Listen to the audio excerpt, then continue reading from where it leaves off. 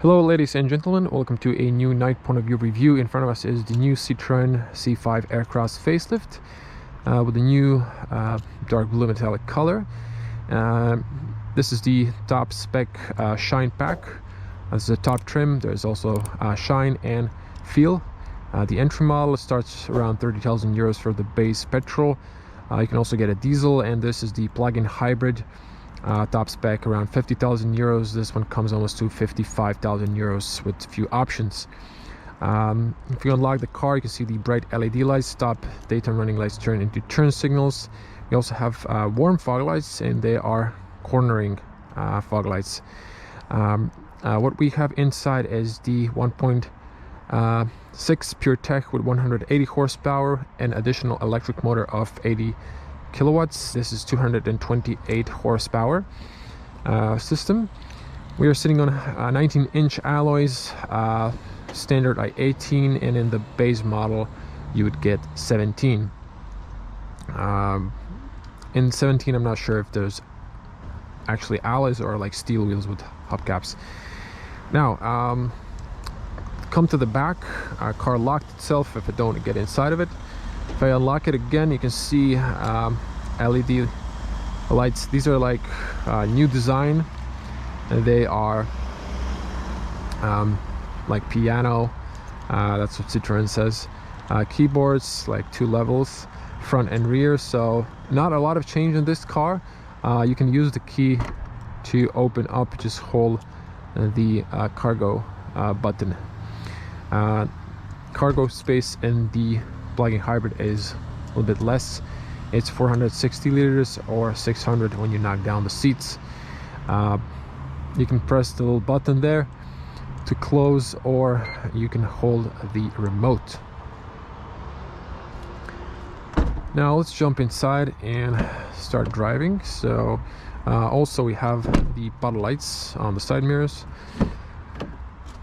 Now inside there's okay illumination, mostly on the front. You have also footwell. On the rear, nope, but you have one light on the rear. It's quite some traffic today, but we're gonna head out fast. Seatbelt first, safety first. So regarding the interior, we have new infotainment. Like in the rest of the Citroen lineup, it's a little bit bigger screen, wider, and it's now on the top, closer, so your eyes are closer to the road. Air vents at the bottom. Hold the brake, hold the start stop button. You have to hold it in for a second or two. It's not just one press. And before we start driving, I just wanted to show you. So today I had the average consumption, which I haven't reset, 5.2 liters, and on the second journey it was 5.7, average speed of 40 kilometers per hour. So I'm gonna reset the number 2 hole, and it's 0. So we reset it to number 2. I also charged the car, has 40 kilometers of range, supposed to have 55 by VLTP, so I don't know. We also have full tank of gas. It was on reserve. I've poured 51 euros inside, or around 480 kunas. Range says 470 kilometers of range. We can start driving. We are in hybrid. Now I'm gonna put it to, let me see here. I'm gonna start with electric, and then we're gonna progress to other driving modes. What else to say? If I forgot anything, I want to show you the speakers for a moment.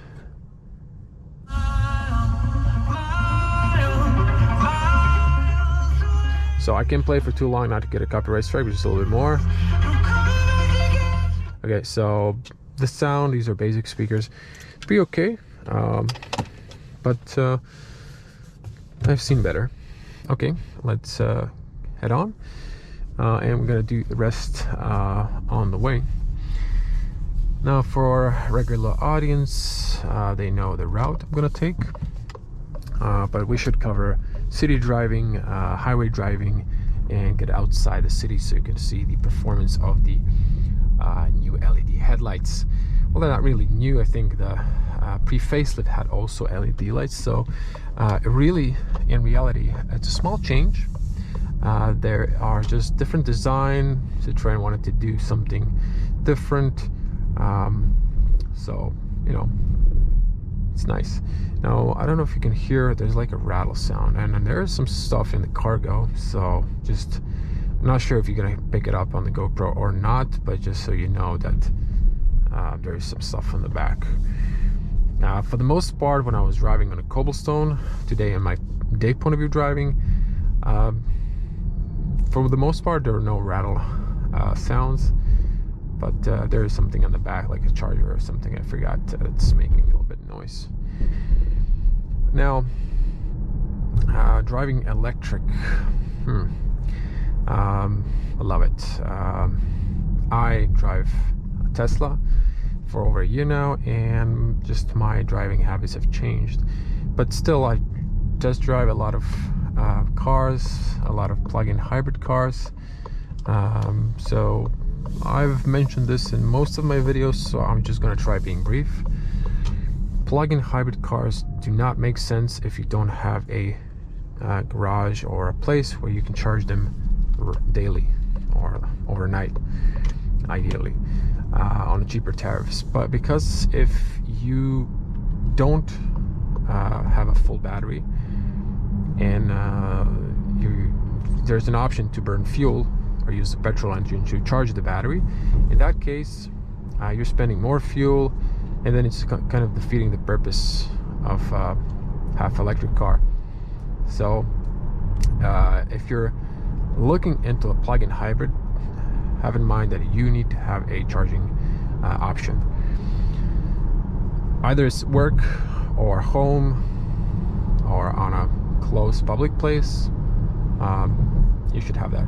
But then have in mind that you're blocking public charging stations for EVs that only rely on electricity. This car charges for at least 2 hours. It has a small battery, small range, and it's really not worth your while if you don't have a home charger or at work. So I just wanted to put that away. So but you can drive electric up to 135 kilometers per hour, so that's good if you're, you know, driving a few kilometers, like 10-20 kilometers to your commute area.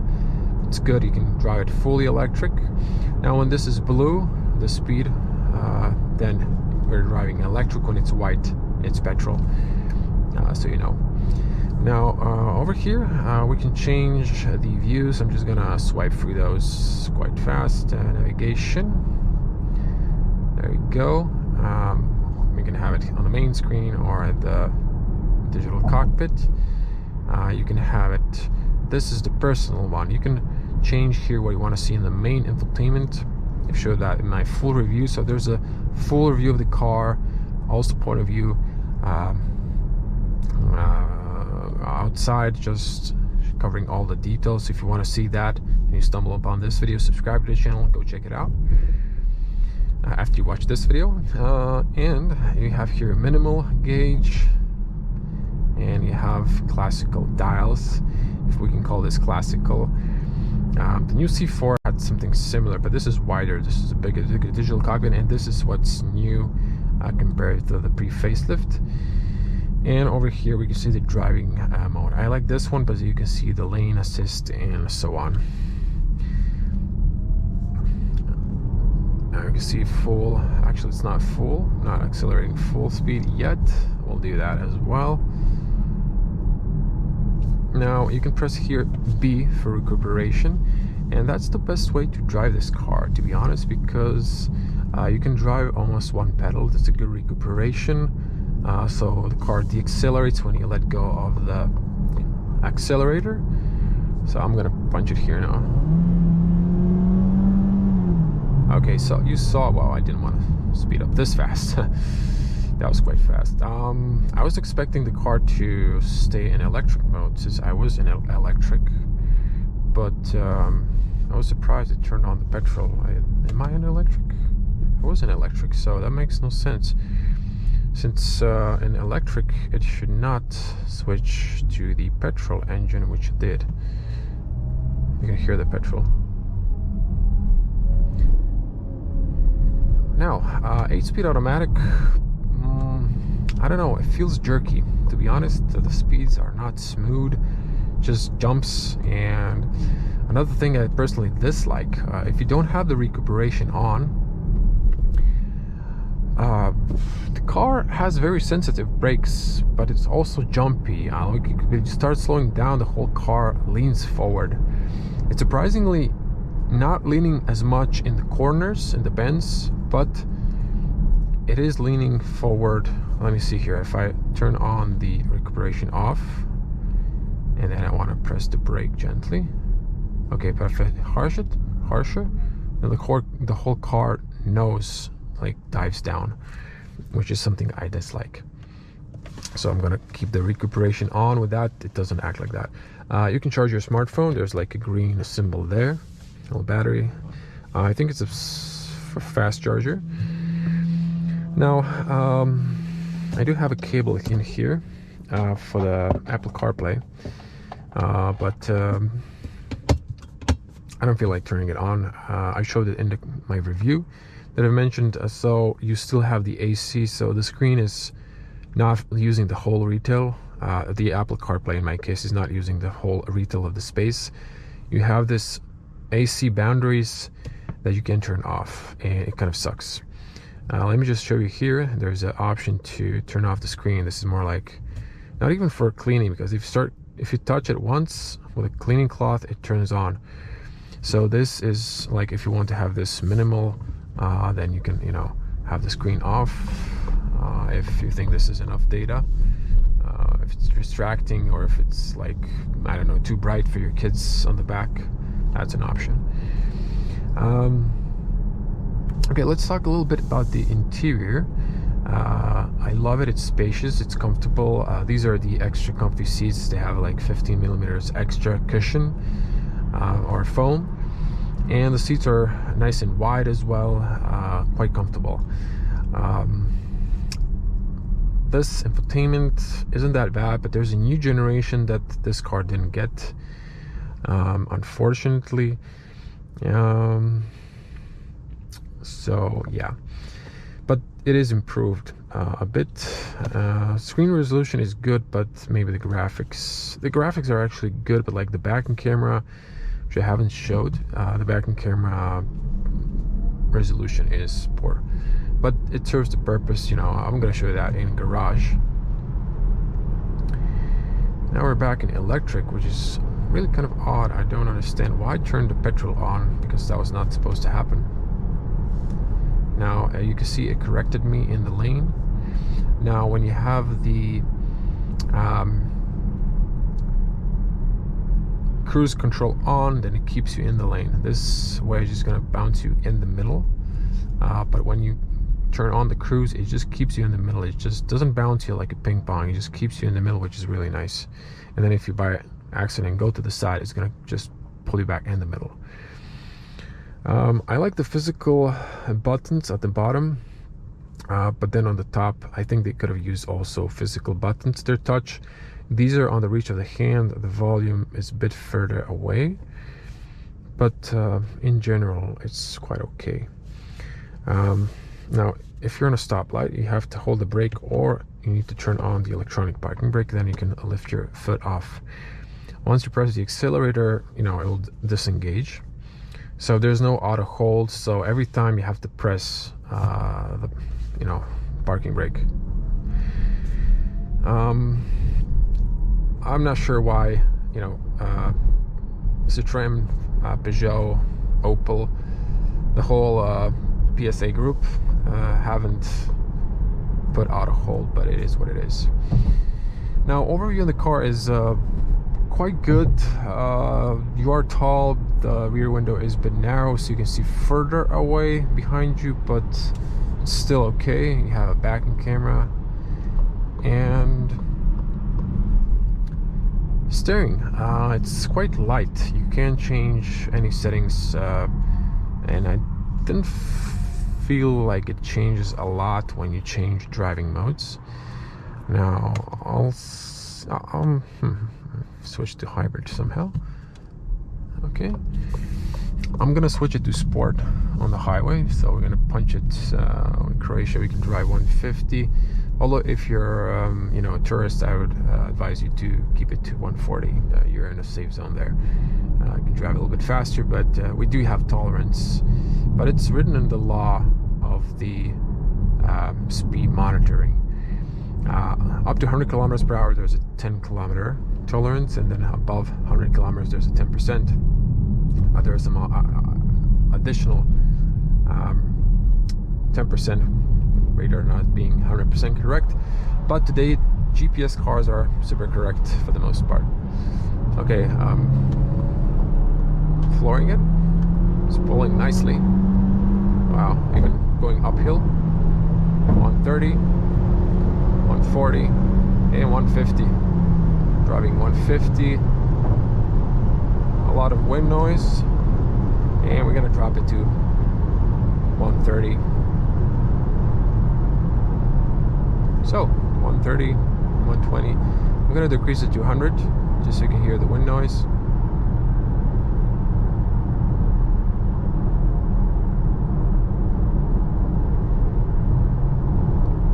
Oh, I think they've changed the asphalt here finally. Oh yeah, they did.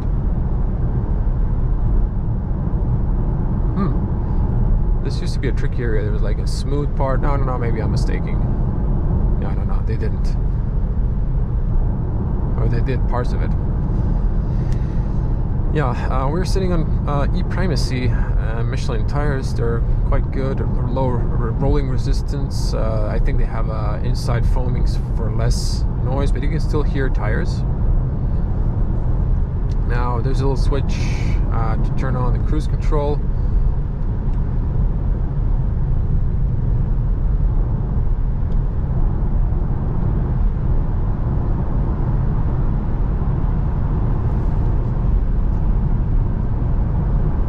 So in this case, you can see the car in front. The car is going to keep the distance. It's going to keep you in the lane. So watch this. There's no traffic, but if I try to, you know, gently put it to the side, it just keeps you back in the middle. Now you also have a speed limiter. If you're in a strict speed limit countries like Austria, then you know you can put a speed limiter, and that's good. You can see the car has switched to electric, but it's decreasing, so might be the reason why. And if we go here. So I'm gonna just use the turn signal, and you see the green here establish a lane again. It keeps going, keeps speeding up to the assigned speed, and voila, petrol turned on. But it keeps reminding you that you should turn on, put your hands on the steering wheel. So if you just jerk it a little bit, it's gonna keep you in the lane. Now you can see that the petrol is also, along with the cooperation, charging the battery. Now here is an e-save, and you can turn it on. In that case, you get maximum recuperation, but I can feel the petrol. It's like it's heavier on the low. I think it's like, I don't know, is it working on a higher gear or something? It just feels like it's making this noise. It's noisier when this is on. So I think it's like stressing it a bit more just to produce, you know, more power for the electric motor. I'm gonna switch to the far left because this is just a bad lane. The surface is bad. So yeah, in that case, you know, you would be charging, but I'm gonna switch it off. Back to the flow.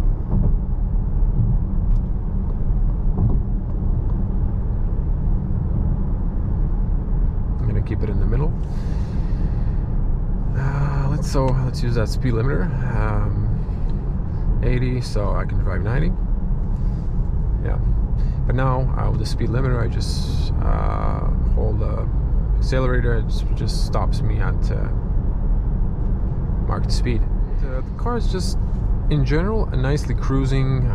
It's comfortable, and you know, I think French cars in general and Citroen, they have this. The Citroen has this, you know, philosophy of a cocoon. They want you to feel safe in the car. If you saw their ad for the new C5 AirCross, it's you know, rain outside, but it's nice, warm lights inside, at least in the ad, although they have cold lights in the interior. You know, it's supposed to be nice and comfy inside. That's why the seats are so comfortable, the suspension's comfortable, and you know, it's a nice car, and it has a little extravagant design details inside, so it's classical modern French cars.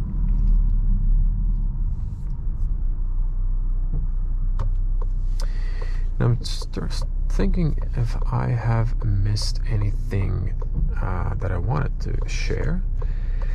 Okay, statistics. We're currently having 5.5 liters. Now I gotta say, consumption wise,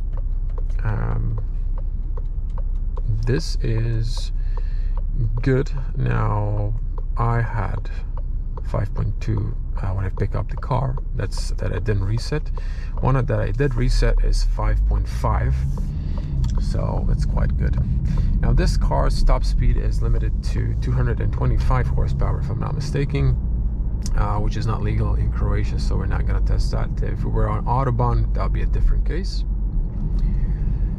0 to 100 should be in, I think, around 8.7. I forgot from top of my head.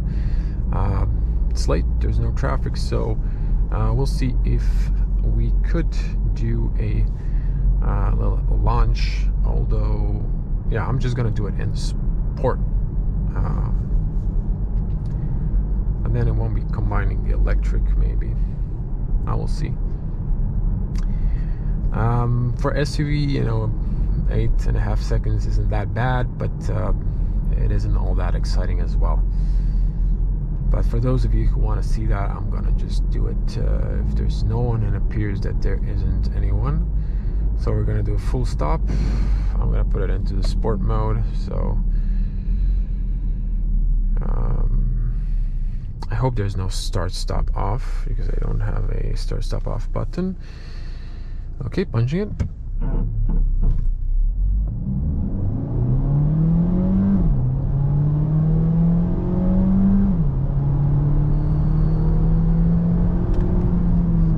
That's a little kick.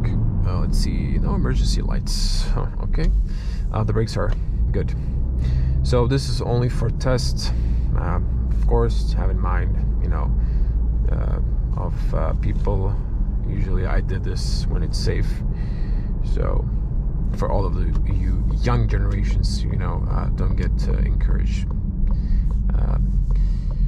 Driving always must be responsible. You need to adapt your speed to the conditions on the road. You know, you can drive it always a little bit faster, but don't overdo with speeding. Long beam is automatic apparently, which is quite nice.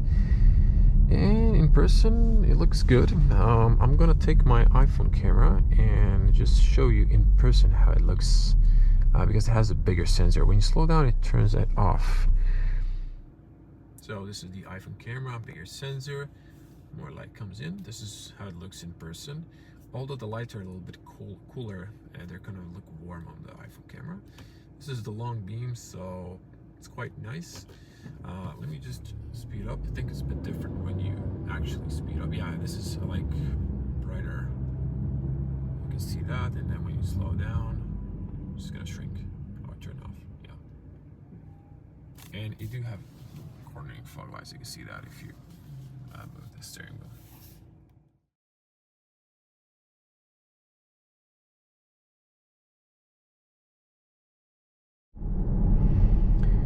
So turned around.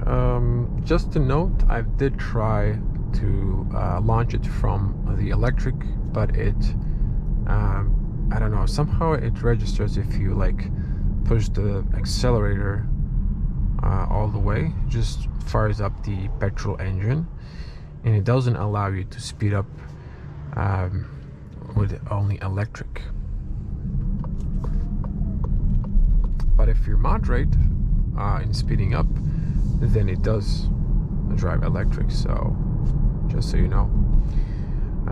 Let's see navigation. Some people are gonna ask.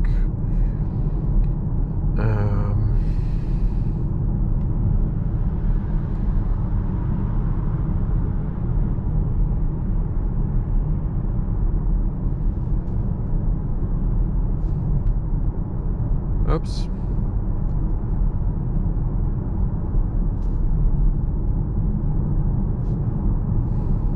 No.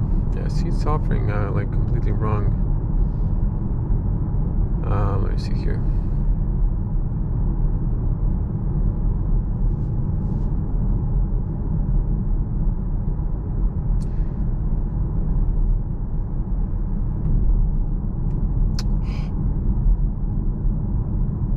Okay, if I add that, yeah, this is not safe to use while driving.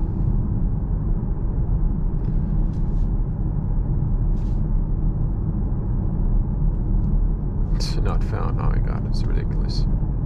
Let's try the voice command. To begin, say a command after the tone. Avenue Mall, Zagreb. Sorry, navigation isn't active at the moment. What? Navigate to. Begin, say a command after the tone. Jesus, come on. Navigate to Avenue Mall. Sorry, for this country, it's... Okay, so apparently it's not available. If you watched my other reviews, you would know that it gives you a nice blue line. So yeah, it is what it is. So it's time to sum up the review and my impressions of the C5 AirCross facelift. Now, minor changes design-wise and interior-wise. I think Citroen could have added the new infotainment that you're gonna see in the new models. It's gonna be in the new liftback, but you know, it's still a comfortable SUV. It's a nice big SUV. In the back you have 3 seats that are adjustable. It's not like 40-60, you know, when you need to knock it down, so it might be practical for kids. Cargo space in the plug-in hybrid is a bit limiting, not really practical, and again, plug-in hybrid, it's, you know, mandatory that you have a plug. Now, of course, you can go for a pure petrol or diesel option. This car should be okay, and in general, it's a, you know, very comfortable car. I know, you know, Citroen is, you know, aiming at that to give you comfort. Now, by the way, the rear window doesn't go all the way down. It's a nice tall SUV. For the buck, the entry model isn't too shabby at all, to be honest. And even Citroen in Croatia said, you know, they're expecting to sell entry models mostly, and, you know, a bit of other packages. I know in Croatia people are still more into diesel or petrol when it comes to SUVs, but I think personally that plug-in hybrids will eventually, you know, just stop being popular. I think that's already happening, and people are going to like either fully electric or they're sticking to hybrids in general. Now, my fuel consumption, if I press here as well, you can see it on the bigger screen, is 5.5 liters. Across the board, I think we had the same fuel consumption when other people were driving. Now, I know some journalists who I do know before me usually have a higher fuel consumption. They drive mostly in the city. In this case, like the top fuel consumption was going towards the have in mind with an empty battery towards 6 liters, but it was averaging around 5.5. The best was 5. Now I could drive only electric, and I'm sure that the fuel consumption would be crazy low, but I don't have time for that, because I have to go the next day to a trip. But in general, I've summed up in my other plug-in hybrid reviews, like in the Peugeot 308, what I really think about these cars. So I hope you like this review. I'm gonna end it here because I can keep talking too long. I've always tried to be dead on the point with the information that you do need.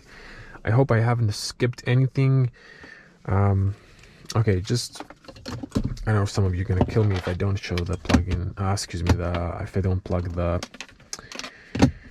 Apple CarPlay. So before I end that, if you were watching the video, I'm gonna show it to you. So just a sec. I did show it in the review as well, but just to show you the apps here, you can also hold 3 fingers and go to the apps, or just tap the shortcuts. Apple CarPlay, that's it. So as mentioned, it's short because of the AC control. So to have physical AC controls like the C4, they have full real estate used by the Apple CarPlay. In this case, that's not the case. So unfortunately, you are limited in that. I love the cup holders. It's pretty cool. The fact that they're illuminated. I don't have a bottle at the moment. Once you put it in, it just illuminates the bottle. So that's pretty cool. Once again, I've promised reverse camera. Actually, you saw that. It maps the place when you're backing. Resolution isn't that good, but it serves the purpose. And the mirrors fold down, as I mentioned in the